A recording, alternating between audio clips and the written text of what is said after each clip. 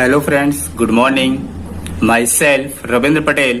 Welcome to my YouTube channel Ravindra sir maths classes. आज के इस वीडियो में हम लोग डिस्कस करेंगे सॉल्यूशन ऑफ साइमल्टेनियस इक्वेशंस के कुछ बेसिक्स क्वेश्चंस के बारे में। इसका प्रीवियस वीडियो में मैंने आपको सॉल्यूशन ऑफ साइमल्टेनियस इक्वेशन का बेसिक्स दिया हुआ था। जिन भी स्टूडेंट्स ने यदि अभी तक सॉल्यूशन ऑफ साइमल्टेनियस इक्वेशन का बेसिक्स वाला वीडियो ना देखा हो तो वो प्लीज इस वीडियो को देखने के पहले बेसिक्स का वीडियो जरूर देखें, बिकॉज इस वीडियो में जो क्वेश्चंस मैं आपको बताऊंगा वो सिर्फ और सिर्फ तभी आपको समझ में आएंगे जब आप बेसिक्स का video and echelon form and normal form से जो मैंने रैंक का एक वीडियो डाला हुआ है वो दोनों ही वीडियो के टॉपिक्स यदि आपको क्लियर होंगे तो ये वाले क्वेश्चन समझने में आपको कोई भी दिक्कत नहीं आएगी। तो चलिए फ्रेंड्स, स्टार्ट करते हैं हम लोग अपना topic solution of simultaneous equations के कुछ बेसिक्स क्वेश्चंस देखते हैं। ये देखिए फ्रेंड्स, अपना पहला क्वेश्चन है 2x minus 3y plus 7z is equal to 5, 3x plus y minus 3z is equal to 13, 2x plus 19y minus 47z is equal to 32। इस क्वेश्चंस में अपन को x, y, z की वैल्यू कैलकुलेट करनी है। Clear है? यहाँ पर matrix का यूज करके इसको सॉल्व करना है। क्लियर है फ्रेंड्स? तो जैसा कि मैंने आपको बेसिक्स वीडियो में बताया था कि सबसे पहले दी गई इक्वेशंस को लिखते हैं। Write the equation in the form of ax बराबर b। ax equals to b के फॉर्म में इन सिस्टम ऑफ इक्वेशंस को लिखा जाता है और ये आप सभी को बहुत अच्छे से लिखना आता होगा फ्रेंड्स। मैंने आपको समझाया था वहां पर ए मैट्रिक्स का मतलब होता है जो ये कोफिशिएंट लिखे हैं, मींस 2, -3, 7, 3, 1, -3, 2, 19 एंड -47। एक्स का मतलब होता है फ्रेंड्स जिन वेरिएबल्स की वैल्यू निकालना है, means X, Y, Z. B matrix का मतलब होता है जो इक्वेशंस के इक्वल्स टू में डिजिट लिखे होंगे, 5, 13 एंड 32। आई होप यहां तक क्लियर होगा फ्रेंड्स। इसके बाद मैंने आपको वहां पर बताया है कि आपको लिखनी होती है ऑगमेंटेड मैट्रिक्स। मैं डायरेक्ट यहीं से स्टार्ट करता हूं कि ऑगमेंटेड मैट्रिक्स क्या होती है। ऑगमेंटेड मैट्रिक्स का मतलब होता है फ्रेंड्स ये जो ए और बी मैट्रिक्स जो अलग अलग हैं उनको एक साथ लिखिए। तो ए मैट्रिक्स का मतलब हुआ 2, 3, 2, -3, 1, 19, 7, -3 एंड -47, ये लिखी हुई है फ्रेंड्स। बी मैट्रिक्स का मतलब हुआ जो इक्वेशंस के इक्वल्स टू में लिखी है, मींस 5, 13 एंड 32, ये लिखी हुई है। क्लियर है गाइस? अब इसके बाद अपना टारगेट होता है इस ऑगमेंटेड मैट्रिक्स को एक्लोन फॉर्म में कन्वर्ट करके रैंक कैलकुलेट करना। क्लियर है गाइस? तो उसके लिए मैंने आपको प्रोसेस बहुत अच्छे से एक्सप्लेन किया हुआ है। रैंक वाले वीडियो में आप लोग वहां पर जाकर देख लें यदि किसी को रैंक निकालने में प्रॉब्लम है। यहाँ पर हम आपको इस क्वेश्चंस को डिस्कस करेंगे और जहां पर इस टॉपिक का कंसेप्ट आएगा उसके बारे में डीपली डिस्कस करेंगे। क्लियर है गाइस? चलिए, एक्लोन फॉर्म कहता है सबसे पहले इस प्लेस पर 1 बनाइए और इसको पढ़ा कैसे जाता है फ्रेंड्स, इसको R1 बोलते हैं, ये सेकेंड रो को R2 बोलते हैं, थर्ड रो को R3 बोलते हैं, बिकॉज एक्लोन फॉर्म में सिर्फ और सिर्फ रो ऑपरेशन परफॉर्म किए जाते हैं। चलिए गाइस देखते हैं। मुझे इस प्लेस पर 1 चाहिए, यहां पर है क्या 2, तो 1 कैसे आएगा बताइए। मैंने आपको सिखाया है जिस प्लेस पर 1 चाहिए उसके नीचे चेक कीजिए, उसके नीचे 1 है क्या, नहीं है, तो फिर किसी रो को किसी दूसरी रो के साथ जोड़िए या घटाइए और कोशिश कीजिए कि 1 आ जाए। तो यदि यहाँ पर फ्रेंड्स मैं ध्यान से देखूं तो 3 में से 2 को यदि माइनस किया जाए तो 1 आ सकता है। आ सकता है या नहीं आ सकता? 1 लाना कहां पर था? R1 में, तो मैंने लिखा R1 टेंस 2। आएगा कैसे? 3 में से 2 को माइनस करने पर, मीन्स R2 में से R1 को घटाने पर, तो मैंने लिखा R2 माइनस R1। क्लियर है फ्रेंड्स? चलिए इसको सब्ट्रैक्ट कीजिए तो आपकी नेक्स्ट वैल्यूज आएंगी 3 - 2, 1, 1 - 3 करेंगे तो ये प्लस हो जाएगा, मीन्स 4, -3 - 7 -10, 13 - 5 8 और बाकी डाटा एज इट इज रहेगा, मीन्स 3, 2, 1, 19 -3 -47 13 एंड 32। क्लियर है फ्रेंड्स यहाँ तक? अब एक्लोन का नेक्स्ट स्टेप होता है फ्रेंड्स कि ये जो 1 आ गया तो इस 1 के आने के बाद इसके नीचे जितने भी डिजिट्स हैं इन सबको 0 करना है। क्या करना है इनको? 0। तो 0 करने के लिए फर्दर मुझे मैट्रिक्स के अंदर ऑपरेशन लिखने पड़ते हैं। ऑपरेशंस मैंने आपको पहले भी बताया कि R1, R2, R3 इनकी हेल्प से ऑपरेशन परफॉर्म किए जाते हैं। तो देखिए गाइस, 3 0 करना है मींस R2 वाली रो को 0 करना है। R2 tends to R2 minus यहां पर जो कुछ भी लिखा है उसके साथ में R1 लिख दीजिए, मींस 3R1। इसको 0 करना है means R3 tense to R3 minus 2R1। ये ऑपरेशन कैसे लिखे जा रहे हैं गाइस? यदि किसी भी स्टूडेंट्स को प्रॉब्लम है तो वो मैट्रिक्स में रैंक का जो वीडियो पड़ा हुआ है उसको जाकर वो जरूर देख ले। आपको समझ में आ जाएगा कि ये सब मैं यहाँ पर कैसे कर रहा हूँ। क्लियर है गाइस? और फिर मैंने आपको वहां पर ये भी समझाया था गाइस कि ये जो वैल्यूज हैं ये यहाँ पर चेंज कैसे होती हैं, उसको राइट हैंड साइड में रफ पे लिखकर आप कर सकते हैं। तो अब ये सब मैं यहाँ पर नहीं बताऊंगा फ्रेंड्स, मैं वहां पर अच्छे से एक्सप्लेन कर चुका हूँ। यहाँ पर मैं डायरेक्ट डाटा लिखूंगा। तो आप ये सारी वैल्यूज इन इक्वेशंस में पुट कीजिएगा, कैलकुलेट कीजिएगा, तो आपको एक ये नई मैट्रिक्स मिलेगी जहां पर ये और ये वैल्यू 0 हो जाएगी। क्लियर है गाइस? इसके बाद एक्लोन ये कहता है कि यदि 1 के नीचे 0 हो जाए तो अब आप लोग इस रो का काम नहीं कर सकते। क्लियर है यहां तक? तो फिर उसके बाद उसने कहा कि जो नेक्स्ट रो है मींस R1 वाला हो गया, तो अब R2 वाली रो में आप 0 के बाद जो भी एलिमेंट लिखा हुआ है उसको 1 बनाइए। मींस -11 को मुझे 1 बनाना है। 1 बनाने का सिंपल प्रोसेस होता है, उसके नीचे चेक कीजिए, नहीं है। जोड़ने घटाने से आएगा क्या? कभी नहीं आएगा। तो फिर लास्ट ऑप्शन बचता है कि ये जो भी लिखा है उतने से इस डिजिट को डिवाइड कर दीजिए, मींस -11 को इससे डिवाइड कर दीजिए। तो ये क्या था फ्रेंड्स? R2। तो मैंने लिखा R2 tends to R2 divided by -11। Clear है गाइस यहां तक? अब आप ध्यान से देखिए, जब मैं इसे -11 से डिवाइड करूंगा तो ये 1 आएगा, ये -27/11 आएगा और ये अगेन 1 आएगा। क्लियर है गाइस? तो देखिए नेक्स्ट मैट्रिक्स कैसी आएगी।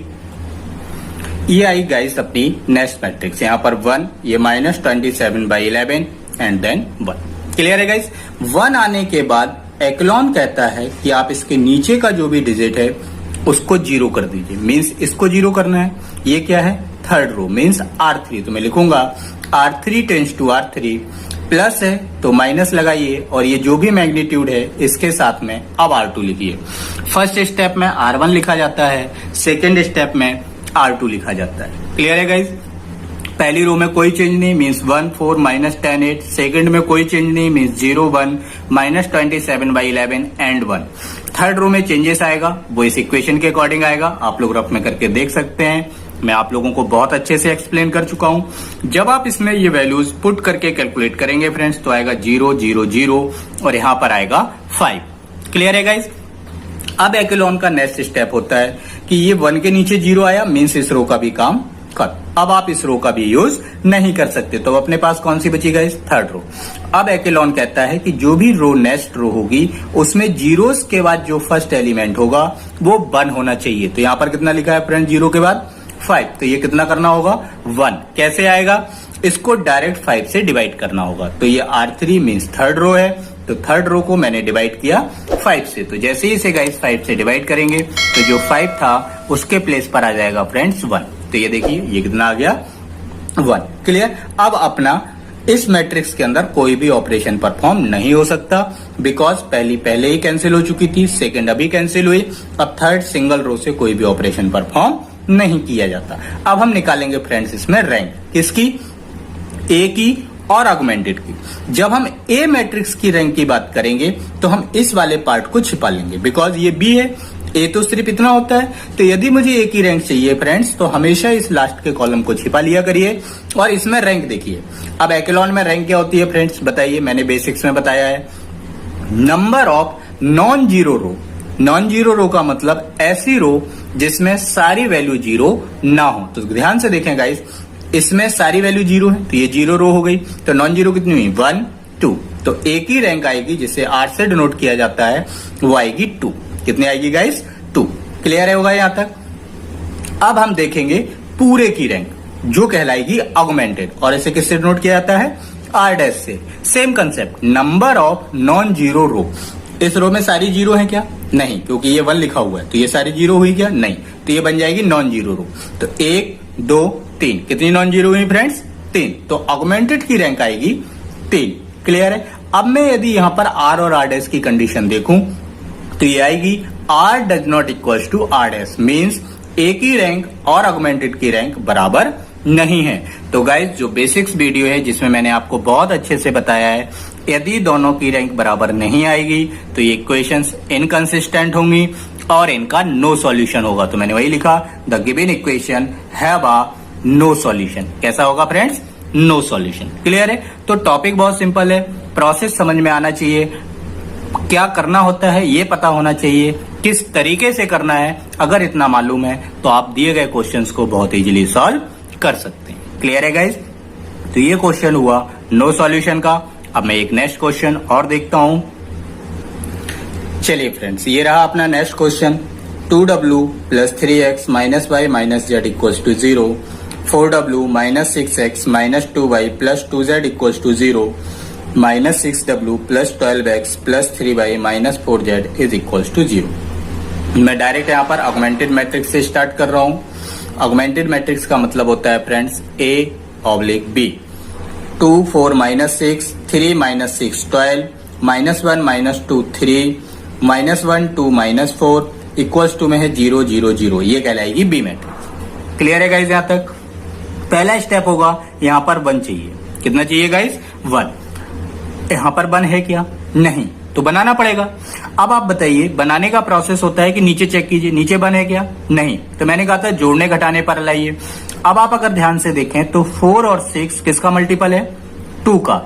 तो मैंने गाइस जब रैंक पढ़ाया था तो वहां पर मैंने बोला भी था एक टर्म, यदि जिस प्लेस पर 1 चाहिए वहां पर जो भी डिजिट है यदि उसके मल्टीपल डिजिट लिखे हों तो कभी भी 1 नहीं लाया जा सकता। तो उस केस में हमेशा मुझे उस डिजिट को डिवाइड करना होगा। इसी वजह से फ्रेंड्स मैंने R1 को डायरेक्ट 2 से डिवाइड किया। यदि ये मल्टीपल्स नहीं होते तो मैं जोड़ने या घटाने पर 1 लाने की कोशिश करता, लेकिन यहाँ पर ये मल्टीपल डिजिट्स हैं तो आप कुछ भी कर लीजिए, ये कभी भी 1 का डिफरेंस क्रिएट नहीं कर सकते। तो उस केस में मुझे हमेशा फ्रेंड्स इसे डिवाइड करना होगा। क्लियर है? तो आप इसे 2 से डिवाइड कीजिए। जैसे ही मैंने गाइस इसे 2 से डिवाइड किया तो देखिए मेरी जो नेक्स्ट मैट्रिक्स है वो अपने पास ये आ गई है। 1 3/2 -1/2 -1/2 0 और ये पूरी एज इट इज रहेगी। क्लियर? अब यहाँ पर ऑपरेशन लगाइए, क्योंकि एक्लोन कहता है 1 आने के बाद इसके नीचे के डिजिट को 0 करना है। करिए operation. R2 tends to R2 minus plus है तो माइनस लगाइए, जो भी लिखा है उसके साथ R1 लिखिए। R3 0 करना है तो R3 tense to R3 minus है तो प्लस लगाइए, जो कुछ भी लिखा है उसके साथ में R1 लिखिए। क्लियर है गाइस? अब आप ये सारे डिजिट इन इक्वेशंस में पुट कीजिएगा, आपको एक नई मैट्रिक्स मिलेगी जो ये लिखी हुई है। क्लियर है गाइस? पहले में कोई चेंज नहीं आएगा, सेकंड और थर्ड में चेंज आएगा, बिकॉज सेकंड और थर्ड के लिए ऑपरेशन लिखे गए हैं। क्लियर है यहाँ तक? चलिए आगे देखते हैं। अब नेक्स्ट स्टेप ये होता है कि जैसे ही 1 के नीचे 0 हो जाए तो उसके बाद अपन को नेक्स्ट रो में गाइस 1 बनाना होता है। मीन्स इस प्लेस पर 1 चाहिए या नहीं? अब इस प्लेस पर अगर मुझे 1 चाहिए तो इसके नीचे 1 है क्या? नहीं। और यदि इनका मैं डिफरेंस लूं तो 12 और 21 में कितने का डिफरेंस है गाइस? 9 का। तो इनका डिफरेंस हमेशा 9 का आएगा, आप कुछ भी कर लीजिए, मिनिमम 9 आएगा। मतलब 1 लाना पॉसिबल नहीं है जोड़ने और घटाने पर। तो यहां पर भी मुझे 12 से डिवाइड करना होगा। तो देखिए गाइस मैंने वही लिखा, R2 tends to R2 divided by -12। तो जैसे इसे -12 से डिवाइड करेंगे तो ये 1 आएगा और ये -1/3, क्योंकि इसे 12 से डिवाइड करेंगे तो 4 3 जा 12, तो ये आएगा -1/3, जो कि ये लिखा हुआ है। क्लियर है गाइस यहाँ तक? ठीक है, चलिए अब देखिए, अब जैसे ही ये 1 आया फ्रेंड्स तो अगला स्टेप क्या है? उसके नीचे 0 करना है। मैं थोड़ा फास्ट इसलिए कर रहा हूं फ्रेंड्स क्योंकि ये सब कुछ मैं रैंक में बता चुका हूं कि रैंक में क्या प्रोसेस होता है। यहाँ पर मैं फॉर्मेलिटीज कर रहा हूं, मेन जो मेरा टास्क है जब यहाँ पे साइमल्टेनियस का कंसेप्ट लगेगा वहां पर फोकस कराऊंगा। क्लियर है गाइस? इसको 0 करने के लिए क्या लिखूंगा? R3 tense to R3 minus 21 R2। तो अब इसमें थर्ड रो में चेंजेस आएगा या नहीं आएगा? तो देखिए गाइस क्या चेंजेस आएगा, ये देखिए guys, first row, second row, third row में सारी वैल्यू 0 आ जाएंगी। जैसे ही आप उस ऑपरेशन को लगाएंगे थर्ड रो में सारी वैल्यूज 0 आ जाएंगी। जैसे ही ये सारी जीरोज आ गई, अब ऑपरेशन करने के लिए कुछ बचा नहीं, तो अब मैं फ्रेंड्स निकालूंगा रैंक। इसको छिपा लूंगा तो ए की मिल जाएगी, जब इस पूरे को देखूंगा तो ऑगमेंटेड की मिल जाएगी। ए की रैंक कितनी है गाइस? 2 दिख रही होगी आपको, 1 2, ये नॉन जीरो रो है, ये तो जीरोज रो है, तो ए की रैंक कितनी हो गई? 2। ऑगमेंटेड मीन्स जब मैं इस पूरे को देखूंगा तो उसकी भी रैंक आएगी गाइस 2, बिकॉज ये वाली रो 0 है। तो देखिए यहां पर ए और A B means A matrix और ऑगमेंटेड मैट्रिक्स की रैंक बराबर है, मीन्स आर बराबर आर डैश है। और यहां पर मैंने एक थर्ड टर्म लिखा फ्रेंड्स, नंबर ऑफ अननोन। आप बेसिक्स वीडियो यदि आपने देखा होगा तो मैंने वहां पर एक नंबर ऑफ अननोन एन का यूज किया हुआ था। तो नंबर ऑफ अननोन यहां पर कितने थे guys? 4, W X Y Z। मतलब मुझे जिन वेरिएबल्स की वैल्यू निकालनी है वो कहलाते हैं नंबर ऑफ अननोन्स। तो मुझे किस किस का निकालना है? W X Y Z, 4 variable का निकालना था। नंबर ऑफ अननोन कितने हुए? 4। तो यहां पर देखिए R बराबर R डैश, इसका मतलब ये हुआ कि जो इक्वेशंस हैं वो कंसिस्टेंट है। R बराबर R डैश किसकी कंडीशन थी? कंसिस्टेंट की। अब आप अगर याद करेंगे गाइस, रिकॉल कीजिए, यदि इक्वेशन कंसिस्टेंट होती थी तो वहां पर इक्वेशंस का कुछ ना कुछ सॉल्यूशन होता था। क्लियर है? तो अब सॉल्यूशन या तो यूनिक होगा या फिर इनफाइनाइट होगा। उसके लिए भी वहां कंडीशन लिखी हुई थी। तो देखिए गाइस यहां पर कौन सी कंडीशन सेटिस्फाई कर रही है वो मैंने यहां लिखी हुई है, the given equation are consistent and have a infinite solution. क्या लिखा फ्रेंड्स? इनफाइनाइट सॉल्यूशन, क्योंकि उसकी कंडीशन है r is equal to r dash is less than n, मतलब r और r डैश बराबर होना चाहिए बट वो n से छोटी होनी चाहिए। तो ध्यान से देखें, r और r डैश बराबर है और वो n से छोटा है। n कितना है? 4, r और r डैश कितना है? 2, तो वो छोटा हुआ है या नहीं हुआ? तो यहां पर आएंगे फ्रेंड्स इनफाइनाइट सॉल्यूशन। तो प्रीवियस जो मैंने क्वेश्चन दिखाया था वो नो सॉल्यूशन का था, इस वजह से वहां पर कोई भी कैलकुलेशन नहीं हुई थी। बट यहां पर सॉल्यूशन है तो मुझे सॉल्व कर x y z w की वैल्यू निकालनी होगी। तो वो कैसे निकालते हैं गाइस? ध्यान से देखिएगा, यदि किसी भी इक्वेशंस का सॉल्यूशन होता है, मींस इक्वेशन यदि कंसिस्टेंट हैं तो उनका सॉल्यूशन होगा। यदि सॉल्यूशन है तो उन्हें कैलकुलेट करके दिखाना पड़ता है। तो कैसे दिखाते हैं, अब उसका प्रोसेस सीखिए। तो उसके लिए मैंने लिखा गाइस, सबसे पहले again right the equation in the form of ax बराबर b, मीन्स फिर से मुझे इक्वेशंस को ax बराबर b फॉर्म में लिखना होता है। अब ये कहां से लिखेंगे गाइस? ये देखिए, ये अपनी मैट्रिक्स थी, यहाँ पर ये वाला जो पार्ट है जिसमें ये अगर 3 0 छोड़ दें लास्ट की तो ये ए मैट्रिक्स थी, तो अब हम ए की जगह पर ये यूज करेंगे और बी की जगह पर 0 0 0 ये यूज करेंगे और एक्स की जगह पर W X Y Z का यूज करेंगे। तो देखिए गाइस ये लिखा हुआ है यहाँ पर, ये देखिए ये पूरी ए मैट्रिक्स हो गई जो एक्लॉन के बाद आई थी, जिनकी वैल्यू निकालना है, means W X Y Z, ये x हो गई। अब बचा b कितना था? 0 0 0। अब मैट्रिक्स का मल्टीप्लाई कीजिए, सबको पता है, मैं सिखा चुका हूं पहले से ही। तो ये आएगा W 3/2x minus 1/2y minus 1/2z और इक्वल्स टू में कितना है? 0। यहां से आएगा 0W x, y वाला टर्म 0 और z वाला आएगा माइनस 1/3। तो ये लिखा है x minus 1/3z is equals to 0। अब ध्यान से समझिएगा जो मैं यहाँ आपको समझाना चाह रहा हूँ, क्योंकि यही इसका लास्ट पार्ट है। क्लियर है गाइस? तो देखिए ध्यान से, अपने पास इक्वेशन है 2, 1 2 और अननोन है 4। देखिए W X Y Z है या नहीं? तो हमेशा याद रखिएगा गाइस, जब भी इनफाइनाइट सॉल्यूशन का केस आता है उस केस में हम लोगों को कुछ वेरिएबल्स की वैल्यू एज्यूम करनी पड़ती है, कुछ वेरिएबल्स की वैल्यू एज्यूम। जैसे यहां पर कितनी इक्वेशन है? 2, अननोन कितने हैं? 4।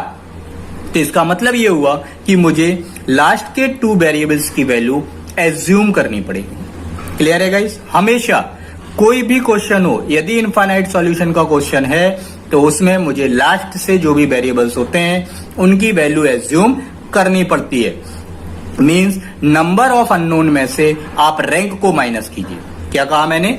नंबर ऑफ अननोन में से रैंक को माइनस कीजिए, जितना भी आएगा उतने वेरिएबल्स को एज्यूम करना पड़ता है। यहाँ नंबर ऑफ अननोन कितने हैं? 4, रैंक कितनी है?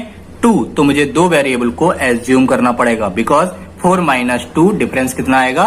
2। तो मैंने 2 वेरिएबल को एज्यूम किया, y बराबर K1 एंड z बराबर K2। अब आप Z बराबर यहाँ K2 लिख दीजिए, तो यहाँ से X आ जाएगा 1/3 K2। यहाँ पर X बाई Z की वैल्यू लिख दीजिए, तो W आ जाएगा 1/2 K1। क्लियर है guys? Where K1 K2 is equals to 0 1 2 3 up to infinite. मीन्स आप K1 K2 की वैल्यू यहाँ से चेंज करते जाइए। मीन्स एक बार 0 0 रखिए तो ये अलग वैल्यूज आएंगी, एक बार 1 और 1 रखिए तो ये अलग डाटा आएगा, 2 और 2 पे अलग डाटा आएगा। मीन्स यदि हम K1 K2 की वैल्यू को चेंज करते चले जाएं तो X Y Z W की वैल्यू चेंज होती चली जाएंगी। इस वजह से ये कहा जाता है इनफाइनाइट सॉल्यूशन, क्योंकि इन इक्वेशंस का एक सॉल्यूशन नहीं है। यदि मैं K1 K2 को चेंज कर दूंगा तो यहाँ पर X Y Z W की वैल्यू चेंज हो जाएंगी, इसलिए इन्हें बोला जाता है दूसरी लैंग्वेज में more than one solution. Clear है गाइज? तो ये था सॉल्यूशन ऑफ साइमल्टेनियस इक्वेशंस के क्वेश्चंस का वीडियो। क्लियर है गाइज? यदि अभी तक किसी भी फ्रेंड्स ने चैनल को सब्सक्राइब ना किया हो तो प्लीज मेरी उन फ्रेंड्स से रिक्वेस्ट है कि वो चैनल को सब्सक्राइब करें, और यदि वीडियो अच्छा लगे तो प्लीज लाइक करना ना भूलें। अब मेरे नेक्स्ट वीडियो का तब तक के लिए वेट कीजिए। नेक्स्ट वीडियो होगा आइगन वैल्यू आइगन वेक्टर या फिर कैले हैमिल्टन थ्योरम। तब तक के लिए गुड बाय, टेक केयर।